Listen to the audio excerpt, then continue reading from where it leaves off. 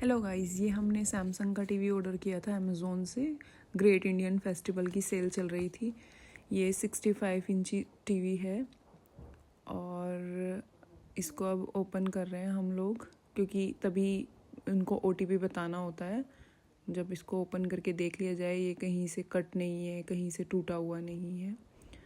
और ये हमें जब हम शॉप पे लेने के लिए गए थे वहाँ पे तो 71,000 के आसपास पड़ रहा था, जो कि हमें इस सेल में 54,000 का पड़ा है। Crystal Vista pro model name है इसका।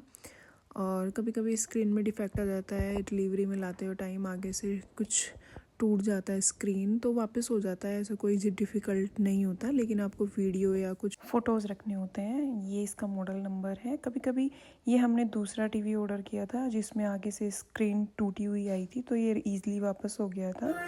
ये इसकी क्वालिटी जो मैंने आपको दिखाया है।